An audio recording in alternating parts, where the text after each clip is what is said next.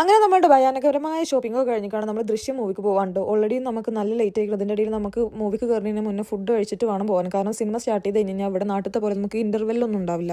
നമുക്ക് ഒറ്റ സ്ട്രെച്ചിൽ ഫുള്ള് പടം കാണുമായിരിക്കും. ഒന്ന് ഇൻ്റർവെല്ലെന്ന് കാണിക്കും, അത് കഴിഞ്ഞ് അപ്പം തന്നെ സിനിമ തുടങ്ങും. അതുകൊണ്ട് നമുക്ക് അതിൻ്റെ ഇടയിൽ പോയി കണ്ട് സ്നാക്സ് കഴിക്കാൻ ഒന്നിനും പറ്റില്ല. സോ നമുക്ക് സിനിമൻ്റെ മുന്നേ എന്തായാലും ഭക്ഷണം കഴിക്കണം. കാരണം കാക്കൂന് ഭക്ഷണം കഴിച്ചിട്ടില്ലെങ്കിൽ പിന്നെ തലവേദന ആയി കഴിഞ്ഞാൽ ആകെപ്പാട് വെറുപ്പിച്ചു കൊണ്ടേക്കാരം. അത് തലവേദനയാണ് തലവേദനയാണ് തലവേദനയാണ് എന്ന് പറഞ്ഞുകൊണ്ട് അപ്പോൾ അമ്മക്കൊരു സ്വൈര്യം ഉണ്ടാവില്ല. അപ്പോൾ നമ്മൾ പോണ വഴിക്ക് ഷവർമാസിൽ നിന്ന് ഫ്രൈസൊക്കെ മേടിച്ചിട്ട് അതൊക്കെ കഴിച്ചിട്ടാണോ നമ്മൾ തിയേറ്ററിൽ എത്തിയത്.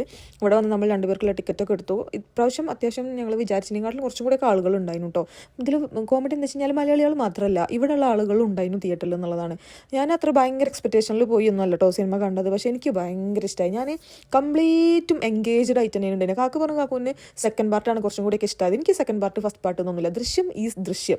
ഞാൻ അങ്ങനെയാണ് അതിനെ കാണുന്നത്. എനിക്ക് ഇപ്പോൾ അതിൻ്റെ ഫസ്റ്റ് പാർട്ടിൽ എന്താ ഇൻ്റർവെല്ലിന് മുന്നേ ഉള്ള ആ ഒരു പോർഷനിലൊന്നും പ്രത്യേകിച്ച് അങ്ങനെ കാര്യമായിട്ടൊന്നുമില്ല. ജസ്റ്റ് ഒരു ഫാമിലി കാര്യങ്ങളൊക്കെയാണ്. പക്ഷേ എനിക്ക് ഭയങ്കര ഇഷ്ടമായി. ഞാൻ കംപ്ലീറ്റ് എൻജോയ് ചെയ്ത് എനിക്കൊരു ബോറടിയൊന്നും ഇല്ലാണ്ട് നല്ല രസത്തിൽ കണ്ടൊരു സിനിമയാണ് കേട്ടോ. അപ്പോൾ നിങ്ങൾ ദൃശ്യം കണ്ട് നിങ്ങളുടെ അഭിപ്രായം എന്തെങ്കിലും ഒന്ന് പറയണ്ടേ.